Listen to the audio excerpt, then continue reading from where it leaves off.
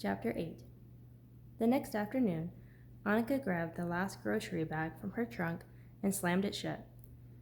All her errands had been run, and now she wanted nothing more than to relax on the couch with her cat. Fumbling for her keys, she walked to her apartment as quickly as she could, arms and fingers turning white from the weight of all the food she'd bought. Reaching her door, Annika continued to grope for her keys in her pocket. Come on, come on. Of course, of all things, the eggs slipped from her grasp and hit the cement loudly. Frustrated, she dropped everything and snatched her keys. It was only when she brought the key to the lock that she realized she didn't need it. The door was open. Slightly, only a crack, but open just the same. Annika took a closer look at the lock. There were scratch marks, as if it had been tampered with. She swallowed. Someone had broken into her apartment. Of course, there could be another logical explanation, right? Curiosity getting the best of her, she slowly pushed the door all the way open and saw utter chaos. The couch cushions were disheveled, papers scattered about, drawers open, and to add to her horror, 3 menacing words had been spray painted across her wall. Stop or die. Annika heard the breath catch in her throat, nearly choking her. Heart pounding, she turned to flee, but then stopped. Steve. She couldn't leave him. Without another thought, Annika pulled out her gun from her purse and racked around in, a bullet now in the chamber. Cautiously, she moved forward. Steve, she called, her voice cracking. Whoever did this wouldn't have killed a defenseless pet, would they? Steve was the last piece of her parents she had. He was such good company, so sweet and innocent. Determination and power gradually mixed with the fear as she called for him again. Steve? No sooner had she gotten his name out, and her beloved cat appeared. He had been sleeping underneath the couch. He yawned, his fangs showing briefly. He was looking at her with his glassy eyes, a bored expression on his face. If you don't have any treats, I'm going back to bed, he seemed to say. Exhaling in relief, she put the gun back in her purse, grabbed Steve, and ran to her car. Once there, she locked herself inside. Steve squirmed in her arms. Setting him down on the passenger seat, Annika picked up her cell to call Cameron. Touching his name on the screen, she put the phone to her ear and waited.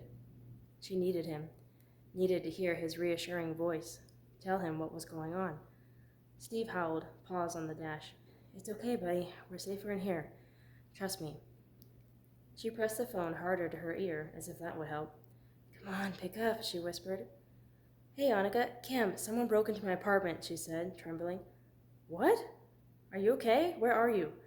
In my car. I'm locked in and I have my gun. I haven't seen anyone come out of the apartment yet. She shot a glance out her window. Annika, call the police right now. I'm heading over there. Okay, I will. Bye. 5 minutes later, her apartment was swarming with cops. Cameron had arrived about the same time they did. Her apartment had been trashed, but the intruder had already left by the time she had made it home. The only things missing were all her notes and files on the case, everything that had been on her desk. She had all the information she needed on her phone, so she didn't grieve over what had been stolen. But someone was desperately trying to destroy any evidence she had collected. And by the looks of the message he left, he was desperate enough to destroy her if she continued searching. Annika rubbed her arms, hugging herself, hoping it would calm the tremors.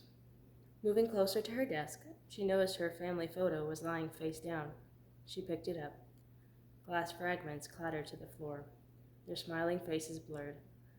It resembled her life now, shattered and broken from what one person had done 3 years ago. Would she ever finish this mission for her parents? What if she died trying?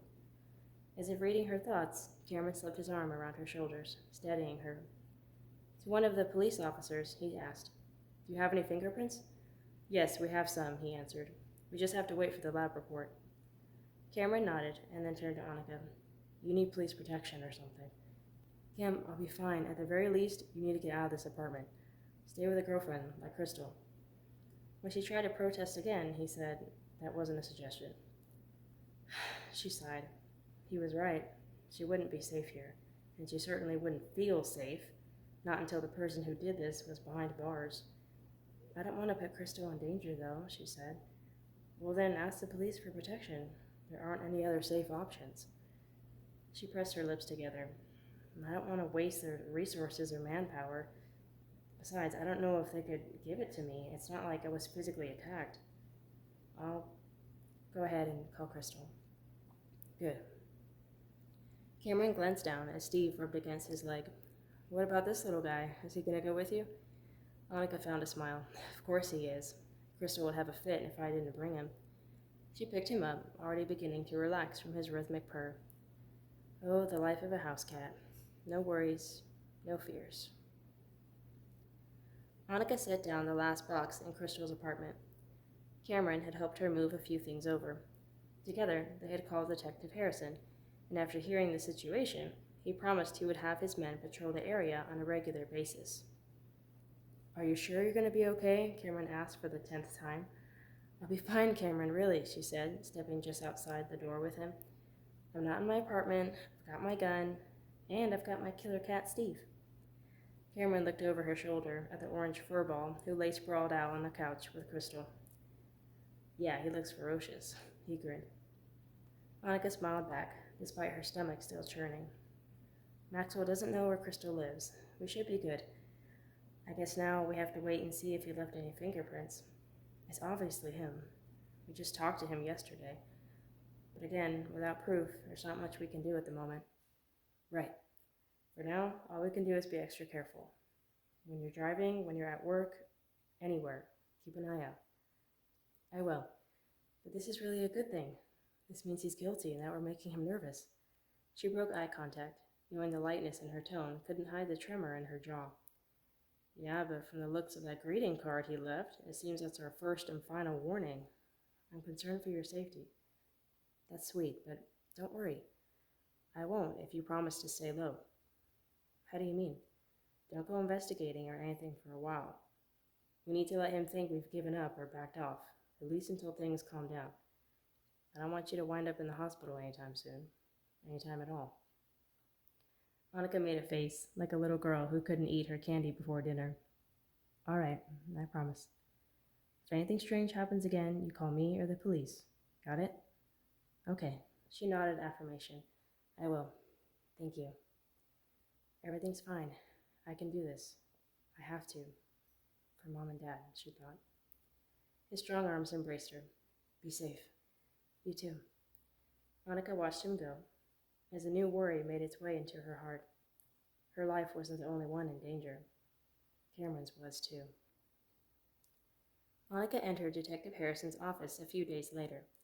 She had been keeping an eye out for cars following her, anything suspicious. Nothing had happened, so far. Hi, Detective. She sat in the chair opposite him. Did they identify the fingerprints in my apartment yet? Yes, but they're all yours and your friend Crystal's. Whoever broke in is being very careful, not leaving us much of anything. We talked to Maxwell, but he has an airtight alibi. What? She snapped in disbelief. How is that possible? Annika, he was at his job all day. We talked to his supervisor and coworkers. They all claim he never left until closing. Well, they could be lying. He could have paid them off. Maybe... Detective Harrison gave her another one of those looks, and she fell silent. Kid, even if they were lying, there's no way we could prove it. She slumped in her chair.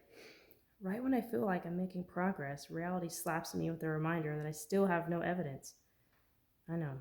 But hang in there, kid. It seems like you're certainly making someone nervous, which can't be a good sign, but you need to be careful. Thanks. I have been, really. She paused, and then slowly asked, Detective, be honest with me. Do you believe Maxwell's guilty?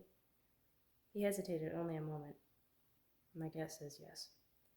Annika let out the breath she'd been restraining. But feeling, even knowing something, is completely different than proving it, especially in a courtroom. I know. Be patient, Annika. Stay smart, stay legal, stay safe. Sooner or later he'll slip up and we'll get him. She felt herself smile. He was on her side again, rooting for her. Maybe because she was back on the right side of the law, back to doing things the right way through the proper channels. It had been almost 4 full weeks, and Annika was going stir-crazy. She had to get out and do something. For the most part, she had just been working at the coffee shop, running errands only if they were absolutely necessary, and then going straight back to Crystal's. No one had followed her, no one had threatened her or scared her in any way. She was starting to relax. She needed to still enjoy her life. She couldn't live in fear. Cameron believed that too. What could it hurt to go out for some fun? Pulling out her phone, Annika called him. Annika, everything okay? She smothered a laugh. Yes, I'm fine. I just need to get out. You want to go see a movie? She finished quickly. Nothing's happened in almost a whole month. I want to do something. Please? She heard him sigh on the other end of the line, but could sense the smile in his voice. All right. I admit it. I've been wanting to get out too. And we have to have some trust, live a little. You're sure no one's followed you or anything? Positive. All right. I'll pick you up in 30 minutes. Leaving his room, Cameron hung up his phone. Dad? He grabbed his wallet and keys. I'm going to the movies with Annika. Slipping on his shoes, he caught sight of his jacket hanging in the hallway. On impulse, he grabbed it. Movie theaters were usually cold. Annika might need it. Donald watched him from his sitting position on the couch, newspaper in hand. Okay. Are you sure that's a good idea in light of what's happened? She told me that no one's followed her. Detective Harrison and his men haven't seen anything. We'll be okay. Besides, we're not working on the case, just going out for some fun. But you are going to continue with the case, aren't you? Eventually, when the time's right. The time will never be right, Cameron, he stated, slapping down the newspaper and rising to his feet. This is beyond stomach issues and nerves. This is serious. People are writing death threats in her home. Is this worth her life, Cameron? No, of course not, but I don't want to be controlled by fear either, or let someone get away with murder. Annika feels the same way. Cameron let his hands fall at his sides. Dad, why are you so against this? Against her? He looked away. I have nothing against Annika. I've already lost your mother. I've lost Rich. He was more than a business partner. He was a friend. Cameron watched him, waiting. The more you investigate, the more time you delve into this, Cameron, the more you put yourself at risk. And I can't lose you too. Dad. Cameron walked toward him. I'm sorry. I didn't know you felt like that. I don't want you to worry, but I'm all grown up. I'm not that little boy anymore who was afraid of the dark. He rested a hand on his father's shoulder. I promise, if I feel threatened, if something happens that is aimed toward me, I'll drop it. But for now, can we agree to disagree? I hate when we argue. We've hardly ever fought, and I'd like to keep it that way. His father's expression changed to one of understanding. His frame relaxed a fraction. Dad, you know I love you and I respect you, Cameron said. But I have to do what I believe in. His father slowly nodded. You're right. It's your decision, he said, convicted. I'm sorry, son. I'm sorry, too. Cameron hugged him. Have fun tonight. He slapped his back and released him. But be careful. Send me a text. Let me know where you are, how you're doing, just to be on the safe side. Cameron smiled. Yes, sir. Cameron pulled into the gas station. You decide which movie, Annika. I'm good with either. Slipping out of the vehicle, he inserted his card, pushed all the right buttons, and then locked the nozzle in place. As he waited, he rocked back and forth to the beautiful music that poured out from the speakers overhead. An idea formed in his mind. He hesitated, but eventually relented. Why not? He opened the passenger door where Annika sat. I haven't decided yet. Well, while you make up your mind. He smiled and extended his hand. Dance with me? Here? Now? He shrugged, voicing his earlier thoughts. Why not? With an amused and intrigued smile, she took his offered hand. He led her around his vehicle, and they began to simply sway to the music. In the middle of the gas station, they danced together. No other cars had come in, so they had the whole ballroom floor to themselves. Cameron spun her, enjoying the moment while it lasted. He loved her. Her strength, yet her dependence on him. Her sweet personality, and how hard-working she was. How near effortless it was to make her laugh. And her humility. If Annika knew she was pretty, she didn't show it. The way she dressed and carried herself, she held on to a dignity and elegance that made him love her even more. The song ended, all too quickly for Cameron. As it faded, he dipped her, and her beautiful laugh echoed with his. After a final spin, he bowed. "Thank you, milady, for the dance." She curtsied. "Thank you, kind sir." After the movie, Cameron and Annika decided to finish their fun day with some Mexican food, Annika's favorite. Once they had been seated, Annika felt completely relaxed. Cameron's jacket was still around her shoulders, keeping her warm in the restaurant as it did in the theater. They were in a nice part of town. There were people everywhere. They were safe. Before she knew it, their meal had arrived, and Cameron was praying. As he did it, Annika's mind wandered back to a younger, happier version of herself. "It's Taco Tuesday!" I shout.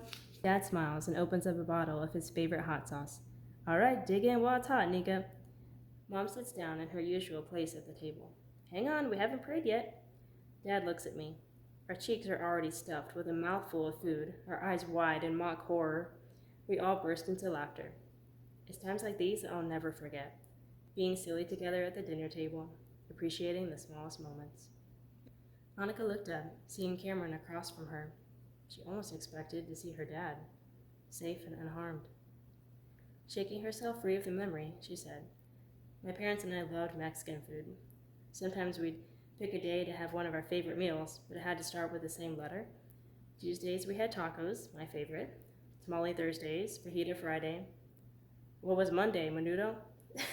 "No, cow stomach? This stuff is so gross." "No, we'd have mole." "Is that the chicken with the chocolate sauce?" She nodded. "Now that's nasty." "No, it's not." Cameron laughed. To each his own. Annika smiled, wishing her parents were here to meet this friend she was so grateful for.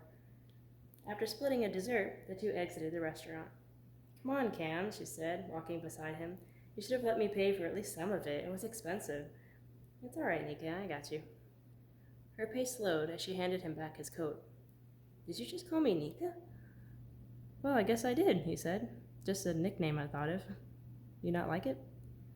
"No, it's fine. It's just that's what my dad used to." A gunshot rang out, cutting her off, cutting into her. "Annika!" Within seconds, Annika was on the ground, unconscious, or something else, but Cameron prayed it was the first. Dropping to his knees, he folded his jacket and pressed it to the wound in her abdomen. Simultaneously, his eyes darted to the fleeing crowd, trying to pinpoint where the shot had come from, wondering if he'd have to drag Annika to a safe spot. But to his relief, no more shots were fired. A figure, a man dressed in black, was running away from them. Dark, cropped hair, medium build. Maxwell? He couldn't leave Annika to try to catch him, though. He felt the pulse, but she was losing blood fast, the red liquid oozing out, spilling onto the concrete beneath his legs, despite the pressure he was applying. It was then it hit him. There was an exit wound. By the force he was applying to the entry wound, he was surely pushing the blood out the tear on her back. Infuriated with himself, he took off his overshirt, sliding it underneath her. From the corner of his eye, Cameron noticed people gathering around him, like vultures to a wounded animal. "She's not dead yet, guys." He pointed directly at the girl nearest him. "You! Call 911!" The stranger did as she was told.